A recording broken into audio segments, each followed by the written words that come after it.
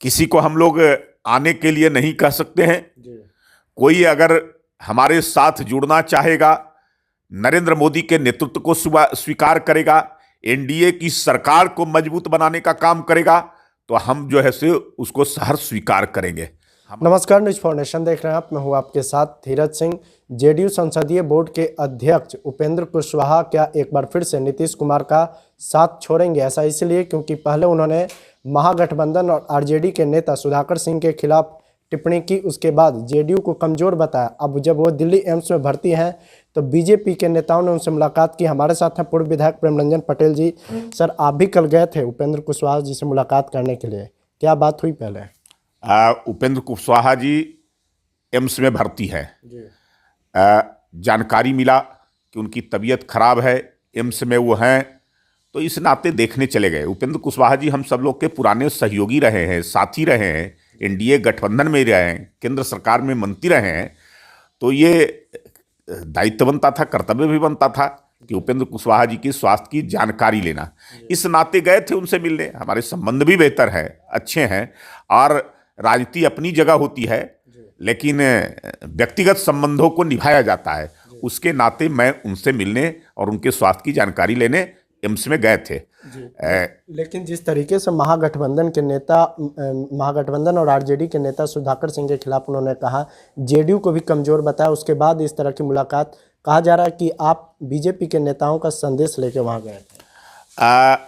कोई ऐसा संदेश लेकर करके नहीं गए थे, और मैंने पहले भी कहा कि उनकी स्वास्थ्य की जानकारी लेने के लिए गए थे। लेकिन इतना है कि उपेंद्र कुशवाहा जी वोकल व्यक्ति रहे हैं, और कहीं ना कहीं उनकी नाराजगी कुछ विषयों को लेकर कर करके पार्टी के अंदर में लगातार चल रहा है। जिस प्रकार से सुधाकर सिंह और कई सारे जो है से विधायक, कई सारे मंत्री नीतीश कुमार के ऊपर जिस प्रकार की भाषा का प्रयोग कर रहे हैं, जिस प्रकार की बातें बोल रहे हैं, उनके सम्मान के साथ ठेस पहुंच रहा है। और मुझे लगता है कि महागठबंधन के अंदर में जिसका नेतृत्व हो, जिस पार्टी का, और नेता हो, नेता के खिलाफ अगर कुछ बोले कोई गठबंधन का सहयोगी दल, तो फिर जो है से वो नेतृत्व जो है पर सवाल खड़ा हो जाता है। तो इस नाते जो है से पार्टी के अंदर से भी लोग जो है से, जदयू के अंदर से भी कई लोग जो है से उस पर सवाल खड़े किए। कई लोगों ने जो है से उनके खिलाफ बहुत सारी बातें बोली है। उपेंद्र कुशवाहा तो अल्टीमेटम तक दे दिया कि 14 तक उस पर कुछ कार्रवाई करे, नहीं तो फिर आगे विचार कर सकते हैं। और उसके बाद उनको सो कॉज नोटिस भी जारी हुआ है। लेकिन उसके अलावा मैं तो कह रहा हूँ कि चंद्रशेखर के सवाल पर जिस प्रकार से उन्होंने रामायण की दोहे को जिस प्रकार से उद्धरण किया है, गलत तथ्यों के साथ, गलत तरीके से, उससे जो है से सब लोग आहत थे।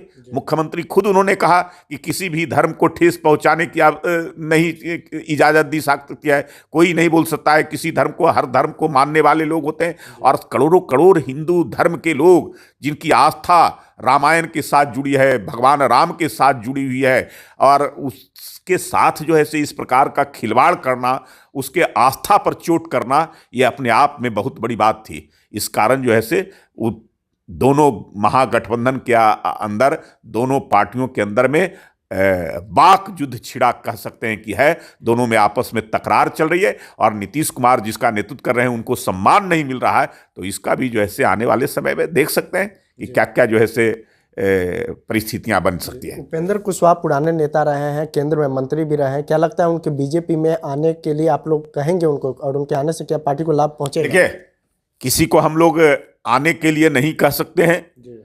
कोई अगर हमारे साथ जुड़ना चाहेगा, नरेंद्र मोदी के नेतृत्व को स्वीकार करेगा, एनडीए की सरकार को मजबूत बनाने का काम करेगा, तो हम जो है से उसको सहर्ष स्वीकार करेंगे।